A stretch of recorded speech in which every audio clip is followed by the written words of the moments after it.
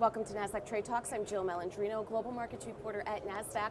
We're coming to you live from the Singapore Fintech Festival, and joining me is my colleague Sjöberg. He's Head of Post-Trade Business Development with Market Platform Technology at Nasdaq to discuss opportunities for growth in post-trade. Christian, it's great to see you. Welcome to TradeTalks. Thank you so much, Jill. Pleasure to be here. What brings Nasdaq to the festival? Well, first I think Nasdaq is positioned in a very unique position globally as an operator, as an owner of exchanges and clearing houses globally, but also as a technology partner to more than 130 financial market infrastructure globally. So for us, it's a great opportunity to be here and looking at the meeting customers, meeting a wider part of the ecosystem, the whole financial ecosystem, and networking and enjoy.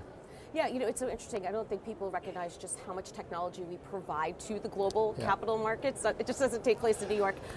Let's talk about an interesting study that Nasdaq recently published alongside the Value Exchange. Tell us about that. What were the key findings? Yeah, so we worked now with Value Exchange for about a year time, and we did a survey with them where we reached out to about 300 different kind of post-trade market participants, and that was a combination of financial market infrastructure such as CCPs, exchanges, CSDs, but it was also a very large part of banks, custodians, brokers. So we got a much more comprehensive view of the full post-trade and the challenges that occur globally on the post-trade space for us. And there was an enormous amount of valuable insight that we got from that. So we have been sharing some of that in different kind of webinars and in different kind of other sessions and reports. But I think one of the really interesting part is the challenge of the legacy of the aging technologies all around, and particularly in the FMI space.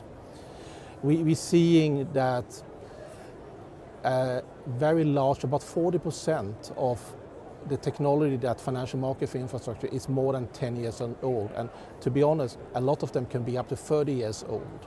And particularly here in the Asian region, they have the oldest part of the legacy.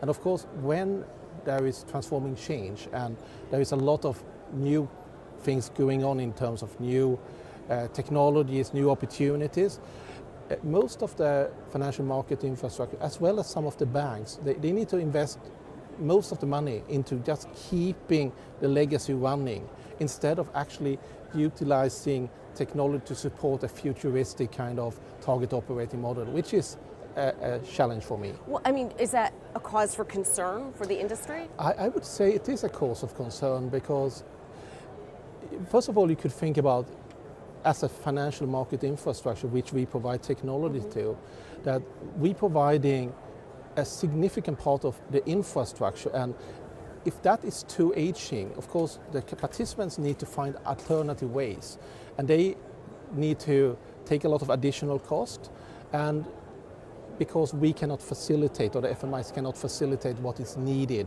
for the market. And particularly now when you're seeing for example, the T+1 or the settlement acceleration, which is kind of enforcing heart surgery. It's enforcing automation in the middle, in the core of the operational engines.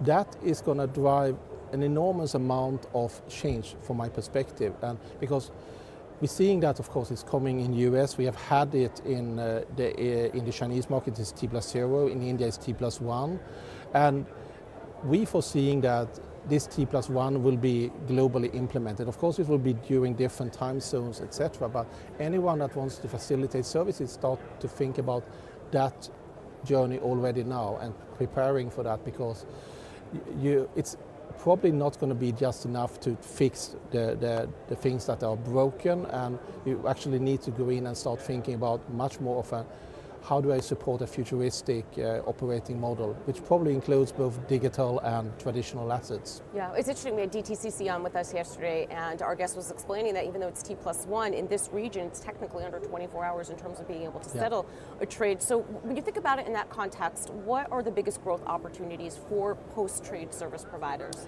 Yeah, so for me, my view on that is quite easy. Cloud is the most interesting technology enhancement that I've seen for the last 20 years, because it does two things. It's providing a completely new opportunity to have a new type of operating model.